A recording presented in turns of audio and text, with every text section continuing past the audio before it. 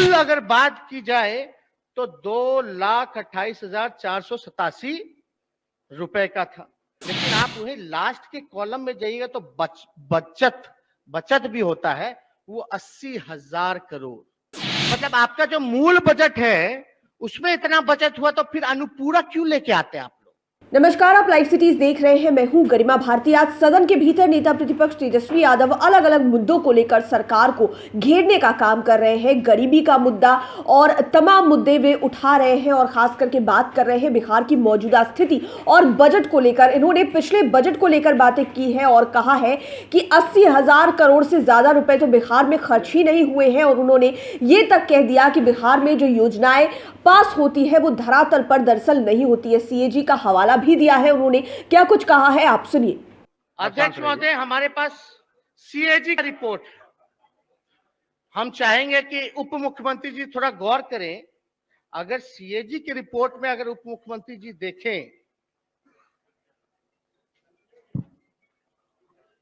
तो ये अध्याय 5 में पेज नंबर 32 पर अगर आप जाइएगा उप मुख्यमंत्री जी, तो इसमें 19-20 का जो सीएजी का जो रिपोर्ट है उसमें 19-20 के बारे में विनियोग लेख 6 का सार दिया हुआ है।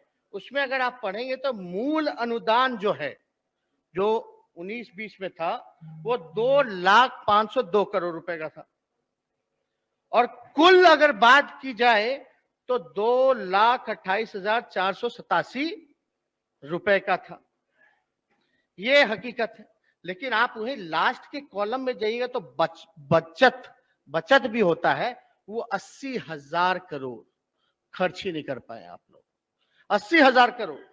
अब आप देखिए, अब अगर इसका हम आंकड़ा अगर निकालें डिपार्टमेंट वाइज भी, तो मान लीजिए जैसे कृषि विभाग है।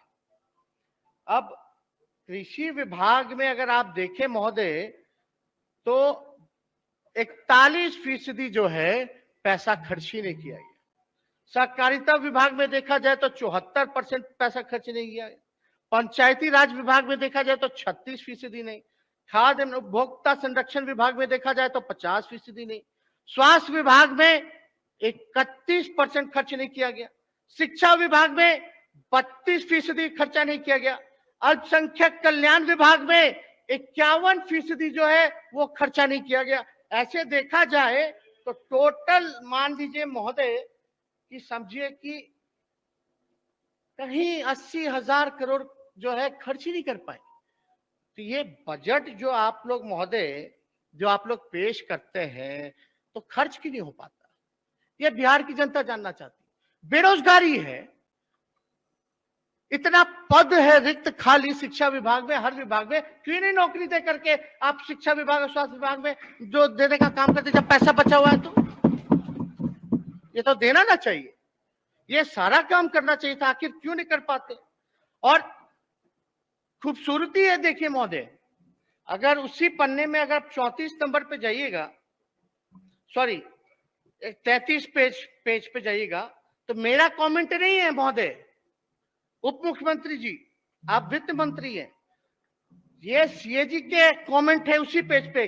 किसी अनुदान के अंतर्गत लगातार बचत का होना इस बात का द्योतक है कि यह या तो कुछ योजनाएं कार्यक्रमों का क्रियान्वयन नहीं हुआ या क्रियान्वयन धीमी गति से हुआ।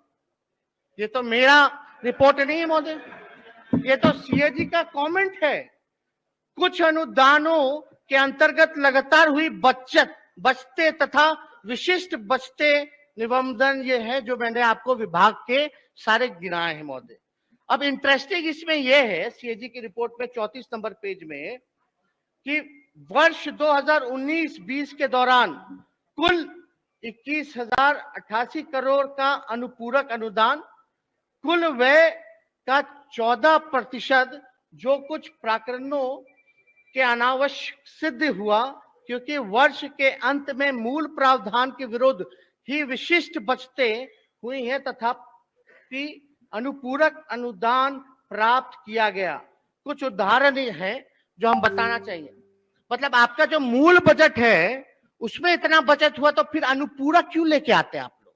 तो आपने तेजस्वी यादव की बातें सुनी। उन्होंने सीएजी का हवाला देते हुए ये कहा है कि ये मैं नहीं, सीएजी कह रही है कि अगर बचत होती है बजट के पैसों से तो समझ लीजिए कि योजनाएं धरातल पर सही ढंग से काम नहीं कर रही है, इसलिए अलग अलग विभागों के जो पैसे हैं वो बच जा रहे हैं। आपने तेजस्वी यादव को सुना, उन्होंने बिहार के तमाम विभागों के बारे में गिनवा दिया पिछले बार के बजट को लेकर कि इस विभाग में इतने रुपए बचे, इस विभाग में उतने रुपए बचे। लेकिन सवाल अब ये खड़ा होता है कि अगर सचमुच ऐसा है, पैसे बच जा रहे हैं, तो क्या योजनाएं धरातल पर काम नहीं कर रही है और विभागों में जो इतना सारा पैसा बचता है वो जाता कहां है। लाइव सिटीज के साथ आप बने रहें, हमारे चैनल को सब्सक्राइब करें। वीडियो फेसबुक पर देख रहे हैं तो पेज को लाइक करें, साथ ही साथ हमें ट्विटर पर जरूर फॉलो करें। धन्यवाद।